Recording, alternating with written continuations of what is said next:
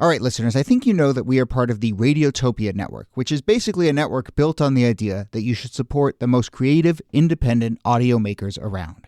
No one, and I mean no one, embodies the Radiotopia ethos more than Benjamin Walker and his show Theory of Everything. Benjamin, who I've known for a long time, has been making beautiful, personal, sprawling audio documentaries for decades that help us understand the very strange world we live in. And now he has a new series called Not All Propaganda is Art. The new series goes back to the 1950s when Western security agencies like the CIA paid artists, writers, and intellectuals to fight the cultural Cold War. The CIA funds were free. I mean, no one was told what to say. Gloria Steinem, activist who sees the CIA as a sort of enlightened pal or rich uncle, there is another viewpoint. Look, if you're listening to this show, I know you like secret histories. I know you like a mix of culture and politics and shadowy figures. So what are you waiting for? Not All Propaganda is Art from Benjamin Walker. You can find it now wherever you listen or at theoryofeverythingpodcast.com. This day is brought to you by Progressive. Are you driving your car or doing laundry right now? Podcasts go best when they're bundled with another activity. Kind of like Progressive home and auto policies. They're best when bundled too. Having those two policies together makes insurance easier and could help you save. Customers who save by switching their home and car insurance to Progressive save nearly $800 on average. Quote a home and car bundle today at Progressive.com. Progressive Casualty Insurance Company and Affiliates. National average 12-month savings of $793 by new customers surveyed who saved with Progressive between June 2021 and May 2022. Potential savings will vary. Hey everyone, Jody here. It is that week between Christmas and New Year's. We're going to be running some special episodes, a couple favorites from 2021, and then a two-part special we recorded looking back at the year, following up on some of the stuff we missed.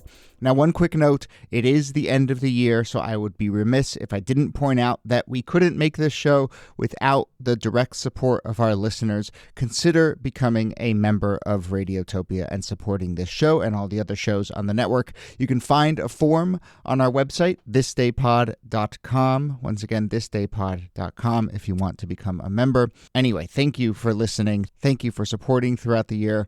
Here we go. Hello and welcome to This Day in Esoteric Political History from Radiotopia. My name is Jody Avirgan. This day, June 10th, 1845, the funeral of former President Andrew Jackson.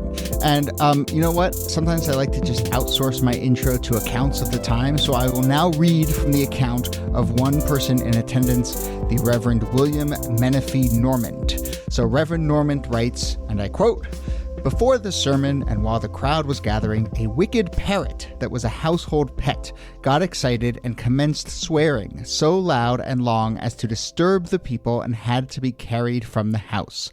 The presidential parrot was excited by the multitude and let loose perfect gusts of cuss words.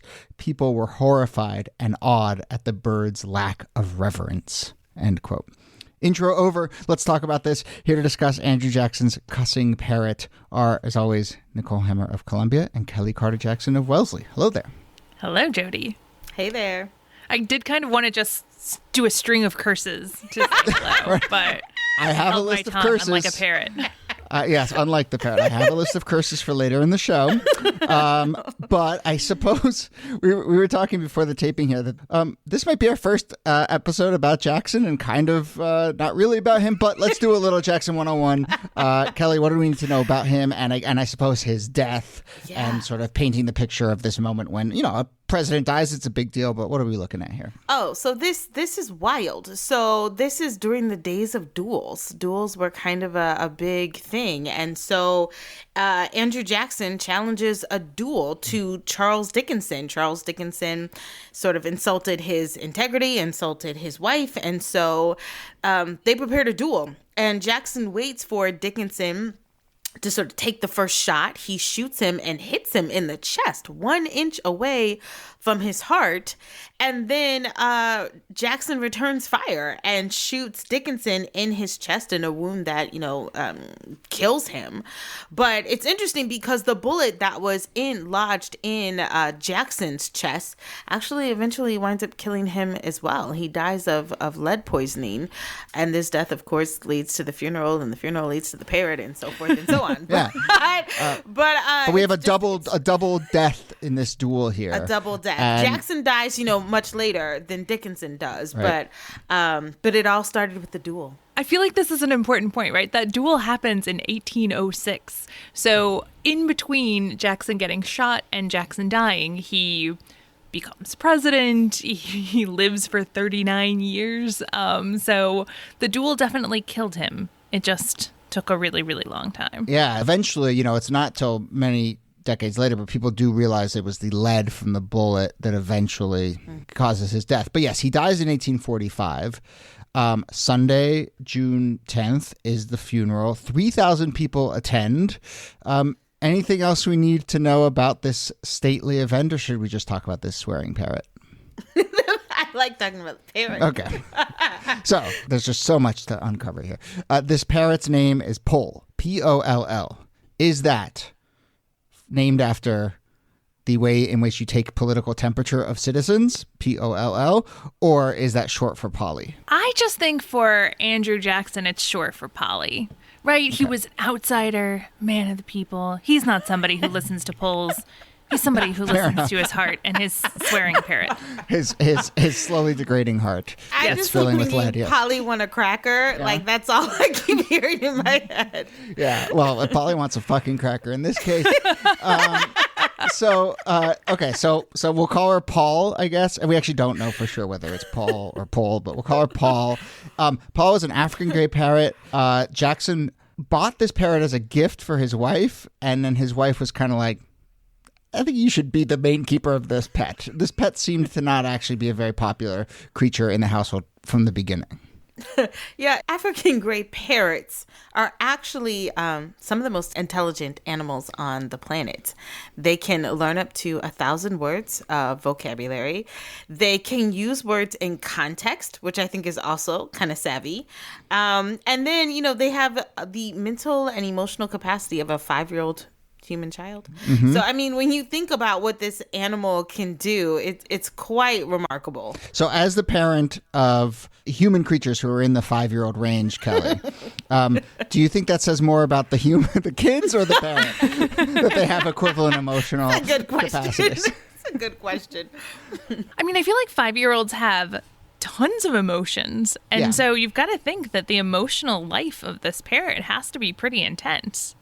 So what happens at the funeral itself? I read the account from Reverend Normant, but Niki, what else is your sense of what's going on here with this parrot, this disruptive parrot? Well, I mean, it would have been a pretty big deal for him. It's a packed house. I'm sure it was a rowdy event. Jackson was known for hosting particularly rowdy affairs. He famously, on Inauguration Day, opened up the White House to the masses, and all of the chaos that ensued thereafter. So the parrot was provoked, I want to say, and is not responsible for the words that flew out of his mouth, which he no doubt was taught by the very salty Andrew Jackson. Yeah, I guess that's something that's worth talking about, layering in terms of context. I mean, Jackson, I think, is sort of thought of as a salty figure. The parrot clearly picked up this language over the years and was mimicking what he or she heard just around the household. Yeah, I can imagine that. I don't know how you train parrots, to say particular words. I think that would be interesting. I don't know if it's just repetition or how it works. But the fact that this parrot sort of knew what it was doing is what, to me, is just, and it also is sort of like, I don't know, symbolic of 5-year-olds having like meltdowns or temper tantrums. Yeah. And that's kind of what happens in this funeral. Well, and you can also imagine that people probably rewarded this parrot a lot during its life for saying swear words because it's funny. It's funny when a bird swears. And so it's surrounded by all of these people, in addition to just being sort of overwhelmed. It could have also been like, man, I'm going to get a lot of treats and just like let it fly. Yeah. And this brings us to probably my favorite tidbit of this whole thing, which I read at the beginning, but I just want to highlight that the good Reverend Normand in his account points out that the parrot is swearing and needs to be taken out of the room for the proceedings to continue, and that people were horrified. But moreover, he says they were, quote, awed at the bird's lack of reverence, as if there was an expectation that the bird would understand the solemn affair and show reverence for the moment, which I guess now we know about the emotional maturity of a 5-year of a parrot. So, but I just love that he goes out of his way to not just say it was being disruptive, but it was just not showing the right amount of reverence for this moment. But who says let's bring the parrot? You know, like who's sort of like it's got to pay its last respects. The parrot's got poles, got to be there. You know, like I can't think of too many funerals in which animals, particularly birds, are brought in. Yeah. So yeah. Dogs, maybe. Birds, right. nah. Okay, so we don't have to do much more on Paul. There's a couple other things I want to get to, but it is worth saying after the funeral, it's a little hard. There's some internet threads about what happened to the parrot, but it looks likely that it went on to his son, if it wasn't just sort of let out into the wilds. Who knows? Maybe someone just grabbed the cage and let the sucker free. But it looks like it was kind of beloved in a sense, and so I think there's maybe that justifies Paul's appearance at the funeral. Now, I think we've exhausted every historical tidbit from this moment. Sadly, the one sort of thing that seems to be lost is the actual swearing that this parrot used, which is unfortunate. But we do have a larger sense of the kinds of swear words that the parrot might have used. So here are some examples. I'm going to swear, so if anyone listening has kids or parrots in the room, you can send them out. But, okay. Some swear words from the 1840s that this parrot may have used. A flapdoodle is a sexually incompetent man. A gib face is an ugly person, especially one with a heavy lower jaw. Hornswoggler, I think that one's still floating around, a fraud or a cheat. Pigeon-livered, it means cowardly, which I think, any bird-based cussing would have been very appropriate in this case. And then, I think that a lot of the common swear words like fuck and shit and all that stuff were around at that time. The other thing I started thinking about trying to research this or thinking about this is, that show Deadwood, which I love, is set in the 1870s, a little later, but it's on the frontier. I think Jackson was a bit of a frontiersman, so maybe some of those swears, and Deadwood has some of the best swearing in the history of television. Motherfucker and cocksucker in particular. Cocksucker is used 8 times in the first episode of Deadwood, and I think there's something like 56 swear words in the first episode of Deadwood. So that will paint a picture of what the parrot may have been saying. It's a little hard to know exactly. What's your fave, Jody? Tell us your fave. Hornswoggler's pretty good, but I like good old motherfucker. It's hard to beat that. I personally think of the parrot as a kind of artist, so I think he would have done combinations, like pigeon-livered flapdoodle would have been the thing that got him booted from the service. Oh yeah, flapdoodle. That's that's the real question. Was the parrot just letting out a spew of swear words, or was it doing crowd work, and was it looking at individuals and lodging some sort of specific complaints? Yeah, we will never know. Okay. As we wrap up, this episode's going to be short. As we wrap up, we did start to look at some other sort of notable pets for presidents. And so, Niki, I don't know if you want to go through some of these. I mean, we can just dispense largely with the cats and the dogs because a lot of presidents have those. Very boring. What else do we have, though? I mean, we have some pretty good ones. I think the most famous non-cat and dog one are probably Benjamin Harrison's possums. Famous because he named them after the Republican Party platform. He called them reciprocity and protection, which, turning them into carriers of the banner for the Republican Party was a good trick. He wasn't the only one to have a possum. So Herbert Hoover had one as well. Teddy Roosevelt had a whole menagerie of animals, including a lion cub and a hyena.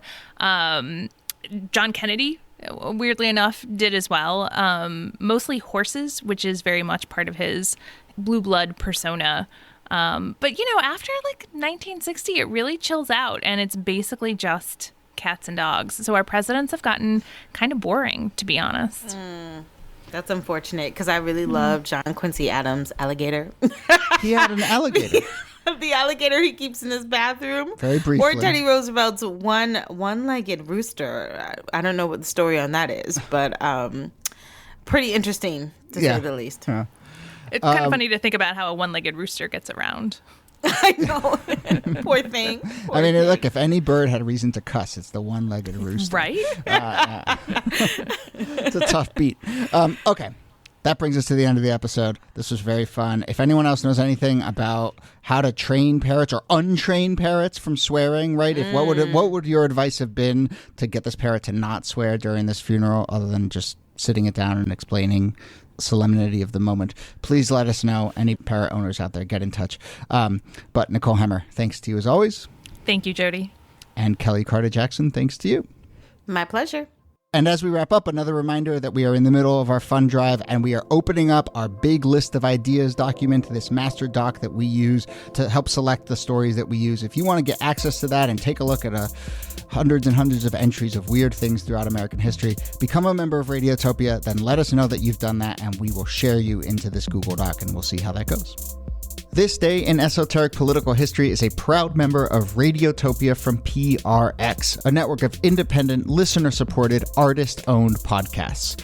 Our researcher and producer is Jacob Feldman. Our producer is Brittany Brown. You can get in touch with us with any questions or comments or ideas for the show. Email us thisdaypod@gmail.com, or you can find a form at thisdaypod.com. My name is Jody Avirgan. Thanks again for listening, and we'll see you soon.